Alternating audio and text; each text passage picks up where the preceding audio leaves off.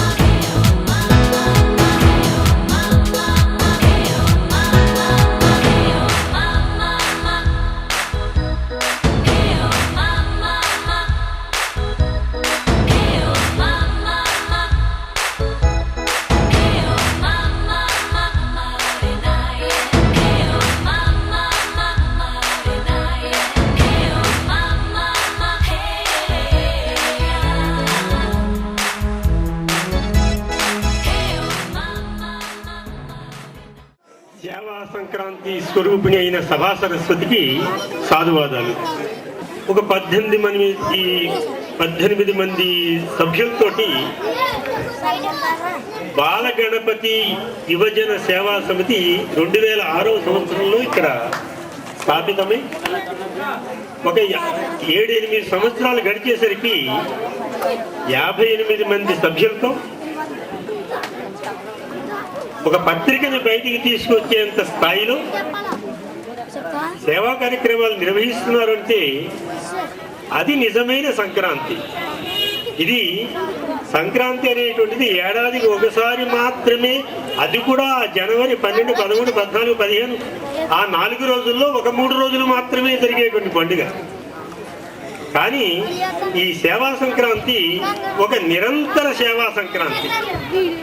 వారు చేస్తున్నటువంటి కార్యక్రమాలు ఆ విధంగా ఉన్నాయి.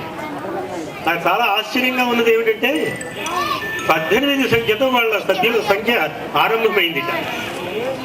18 పర్వాలు, 18 రోజుల యుద్ధం, 18 అధ్యాయాల భగవద్గీత, 18 పురాణాలు చూసుకుంటే 18 సంఖ్యకి జయము అని అర్థం.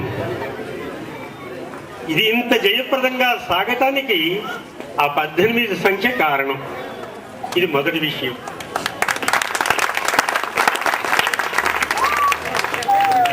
పత్రిక చూడగానే సేవా సంక్రాంతి సామాజిక సాంస్కృతిక సేవా వార్షిక సంచిక అంత మాత్రమే ఉన్నాయి. సేవా సంక్రాంతి అర్థం మీద లేదు. సాధారణంగా ఇదే పుస్తకం నేను రచించింది అయితే సేవా సంక్రాంతి అది చిన్న అక్షరాలతో ఉంటుందేమో, ఆ క్రింద నా పేరు మాత్రం చాలా పెద్ద అక్షరాలతో, నేను నిర్వహించిన పదవులు, నా గొప్పతనము ఎంతైనా రాసుకోవడానికి అవకాశం ఉంది. ఏమీ లేదు, ఒక బాలగణపతి యొక్క ఆశీస్సులతో మేము నడుపుతున్నాం దీన్ని. అంతకు మించి మేము చేస్తున్నది ఏం లేదని బుడతలు మాత్రమే. అక్కడ ఉన్న శ్రీశ్రీ గారు అన్నారు, ఉడతల్లారా, పొడతల్లారా, పెట్టల్లారా, పాపల్లారా, ప్రపంచ మార్గం తెలియనటువంటి పసివాళ్ళలారా. అలాంటి మాటతోటి వాళ్ళు ప్రారంభించారు.